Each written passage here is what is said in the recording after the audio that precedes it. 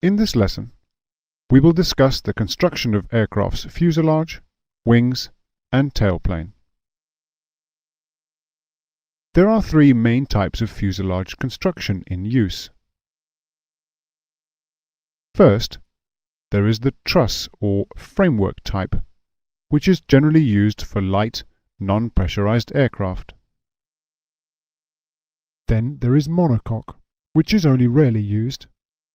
And finally, semi-monocoque, which is in use on most other types of aircraft. The last two types of structure are more generally referred to as stressed skin.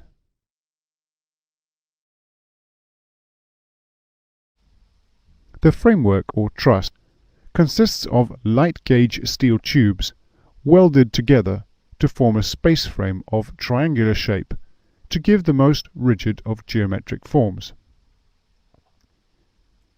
Each tube carries a specific load, the magnitude of which depends on whether the aircraft is airborne or on the ground. It is a strong, easily constructed, and relatively trouble-free basic structure. The framework is covered by a lightweight aluminium alloy or fabric skin to give an enclosed, aerodynamically efficient load-carrying compartment.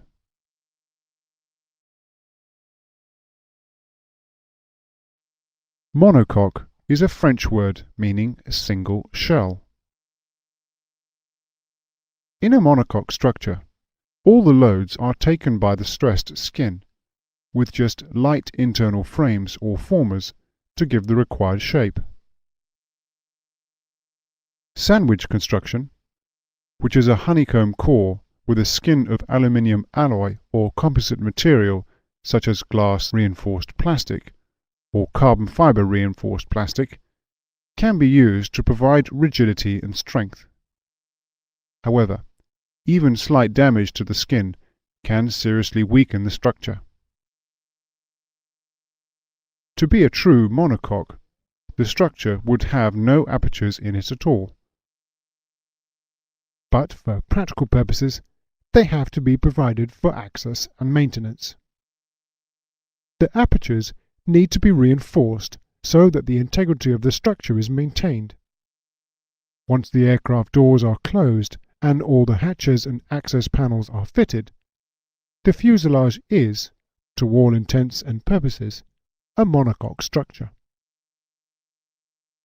One of the few examples of monocoque fuselage constructions is the Beech Starship.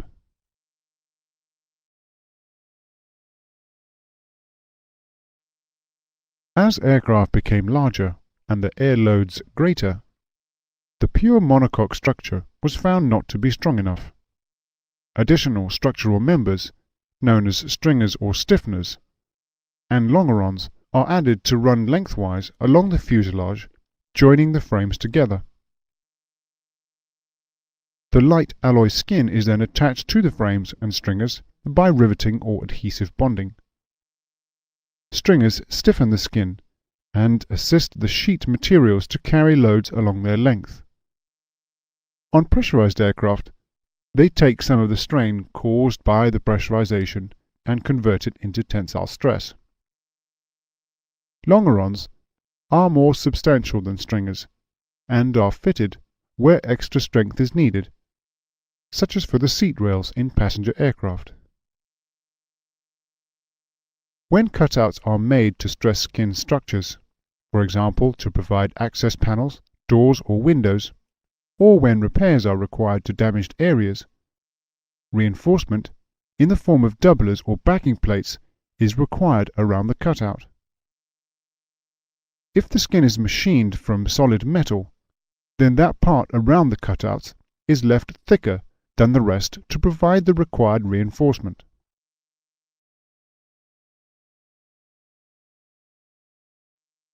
The flight deck windows fitted to pressurized aircraft must withstand both the loads of pressurization and, because birds also use the sky and are not under air traffic control, they must bear the impact loads from possible bird strikes. To do this, they are constructed from toughened glass panels, attached to each side of a clear vinyl interlayer. Windscreens are surrounded with a rubber seal and attached to the frame by bolts passing through the extended edge of the vinyl interlayer. An electrically conductive coating applied to the inside of the outer glass panel is used to heat the window. This prevents ice from forming and maintains the window's flexibility, making it more able to withstand bird strikes. The shock loading of a bird strike impact is absorbed by the ability of the vinyl interlayer to stretch and deform should the impact be sufficient to shatter the outer glass. The aircraft must be capable of continued safe flight and landing after impact with a 4-pound or 2-kilogram bird when the velocity of the aircraft is equal to its design cruise speed, VC, at sea level, or 0.85 VC at 8,000 feet, whichever is the most critical. In other words, the windscreen must be able to withstand this impact without penetration.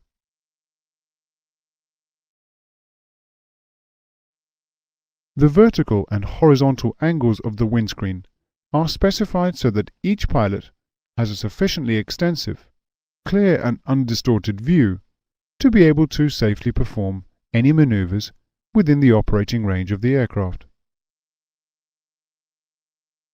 It is important that the pilot has his seat in the correct position to get a good view forwards and downwards out over the window, over the coaming and nose of the aircraft, without restricting his overall view. To help with this, reference eye points are often painted on the flight deck windscreen frame. On some aircraft, an opening window to the side of the windscreen, known as a direct vision or DV window, is provided to enable the pilot to have sufficient visibility to land the aircraft safely should the windscreen become obscured. These windows are also sometimes used as emergency exits.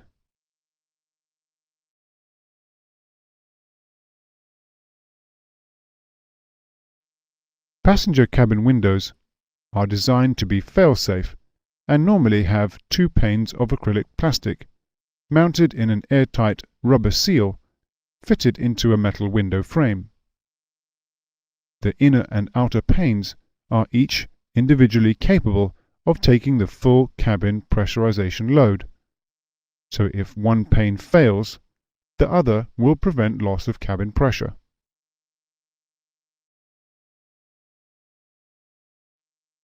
The wings support the weight of the aircraft in the air, and so must have sufficient strength and stiffness to be able to do this. Their strength and stiffness is determined by the thickness of the wing, with the thickness and type of construction used being dependent on the speed and weight requirements of the aircraft. The types of construction are biplane, braced monoplane, and cantilever monoplane.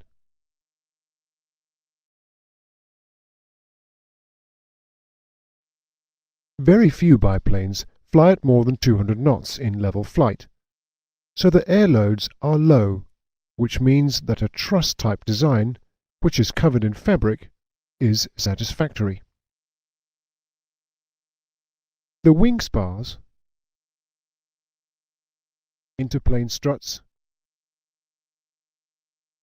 and bracing wires form a lattice girder of great rigidity, which is highly resistant to bending and twisting. Unfortunately, this system also generates a relatively large amount of drag, which accounts for the fact that biplanes fly relatively slowly. In flight, the flying wires hold the wingtips down and support the fuselage.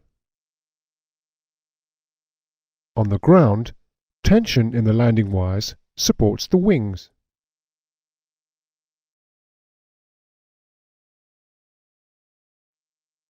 In the braced monoplane type of design, The wing is connected by a brace to the fuselage or landing gear. In flight, the brace is subject to tensile loads and acts as a tie. On the ground, it is under compression and acts as a strut. To provide fail-safe protection, the brace is often made from more than one member. The Shorts Skyvan, for instance, has 3 members per brace. This type of design is mainly used on low-speed aircraft.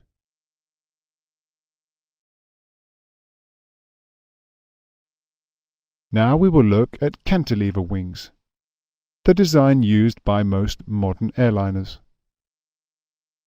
The wings have to absorb the stresses due to the lift and drag in flight, and, if of this design, their weight when on the ground. This is achieved by building the wing around one or more main load-bearing members known as spars. The wing spars pass from wingtip to wingtip either as single structures or as connected sections. The spar will normally be an I-beam either manufactured as a single part or made up of 2 or more parts to give it fail-safe characteristics. These are constructed so that they will absorb the downward bending stresses when on the ground and the upwards, rearwards and twisting stresses when in flight. In flight, bending stress relief is provided by mounting engines on the wing and by locating the major fuel tanks in the wing. Fuel usage procedures are designed so that the wing tank fuel is used last. This is of particular importance at high all-up weights, when the outer wing fuel tanks should be full. As fuel is used, the weight of the aircraft decreases, which reduces lift required and therefore the wing bending moment.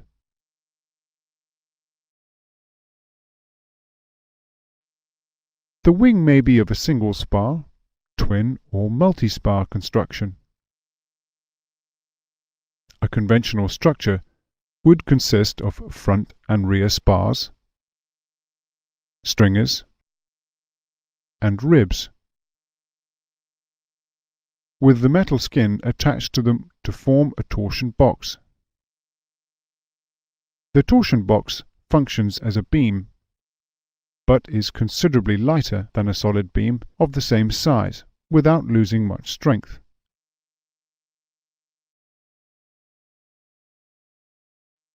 The stressed skin takes the loads due to the differences in air pressure and the mass and inertia of the fuel in the wing tanks. It generates direct stresses in a span-wise direction as a response to bending moments, and it also reacts against twisting forces.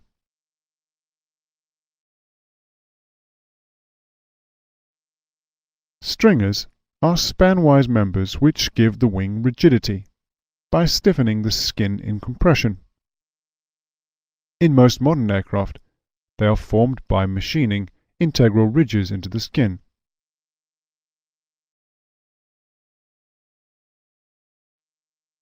Ribs maintain the aerofoil shape of the wing, support the spars, stringers, and skin against buckling, and pass concentrated loads from the engines, landing gear, and control surfaces into the skin and spars.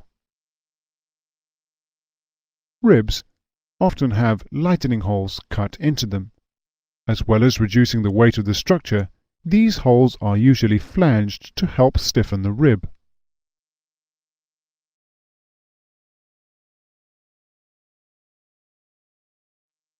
The major structural components of the wing are generally manufactured from aluminium alloys. With composite material, such as glass-reinforced plastic or carbon-reinforced plastic and honeycomb structures, being used for more lightly loaded structures. Carbon-reinforced plastics are gaining wider acceptance for the manufacture of major structural components, such as the fin and horizontal stabilizer. There are a number of aircraft mass limitations that you must become familiar with. The maximum zero fuel mass of an aeroplane is defined as the maximum permissible mass of an aeroplane with no usable fuel. This limit is set by the maximum bending load that the wing root is able to support. The maximum zero fuel mass sets the maximum load that can be carried in the fuselage.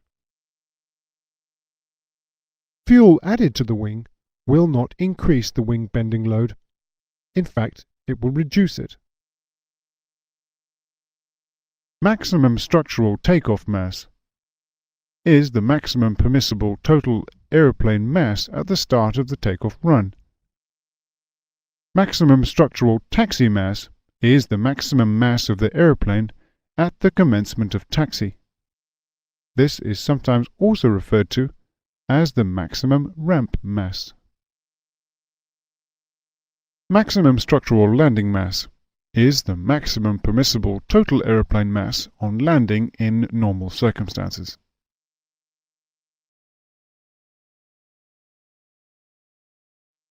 The tail unit, which is sometimes called the empennage, comes in many different designs. It can be conventional, T-tail, H-tail, or V-tail. The tail unit provides, in most cases, the longitudinal and directional stability and control. A small number of aircraft have their longitudinal stability and control provided by foreplanes or canards, as seen here on the Rutten Cozy.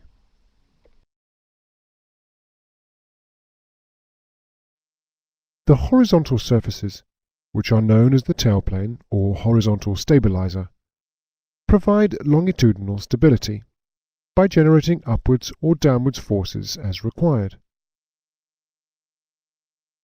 Longitudinal control is provided by either the elevators or the moving tailplane, depending on design. For instance, the Boeing 747 uses elevators for control and the tailplane for pitch trim, whilst on the TriStar the roles are reversed, the tailplane being used for control and the elevators for trimming.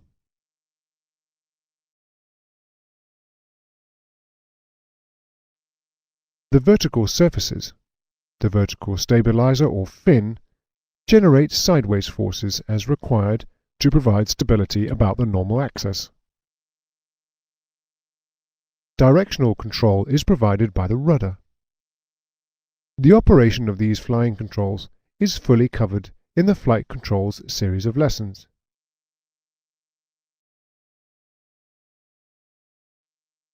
Both the tailplane and the fin are subject to similar but smaller bending and torsional stresses as the wing. Structurally, the tail unit components are generally smaller versions of the wings, in that they use spars, ribs, stringers, and skin in their construction. On some aircraft, they may also contain sealed compartments for fuel storage. They are also constructed of the same basic materials as the wings. Usually, aluminium alloys are used, with composites filled with honeycomb structures, or high-density expanding foam, sometimes being used for control surfaces to provide greater stiffness at low weight.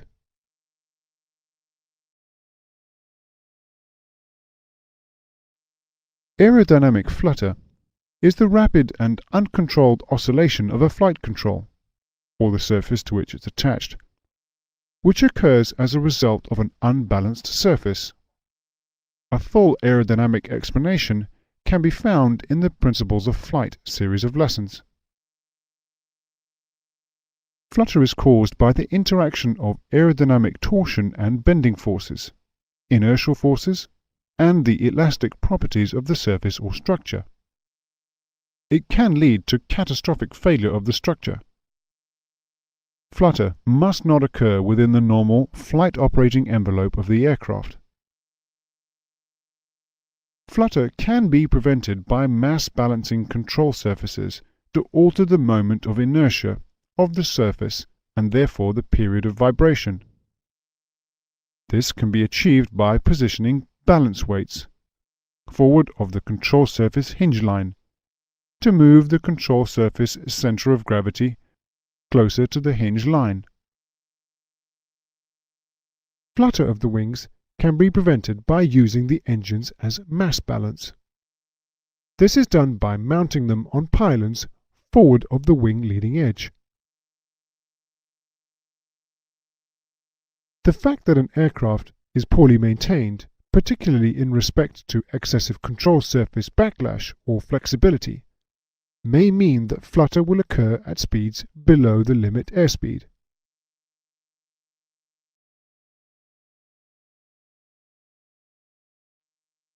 This is the end of the lesson. You should now understand the differences between truss, monocoque, and semi-monocoque fuselage construction, and the differences between biplane, braced monoplane, and cantilever monoplane wing constructions. You should also note the following key points from this lesson. Spars on non-stressed skin wings absorb the downward bending stresses when on the ground, and the upwards, rearwards, and twisting stresses when in flight. On stressed skin wings, they are assisted in this by the skin itself. On larger aircraft, a wing torsion box is often formed from spars, skin, stringers, and ribs. Fuselage stringers stiffen the skin and assist the sheet materials to carry loads along their length. On pressurized aircraft, they take some of the strain caused by the pressurization and convert it into tensile stress. Flutter can be prevented by mass balancing control surfaces. Finally, you should know the meaning of the various maximum structural masses to which an aeroplane is limited.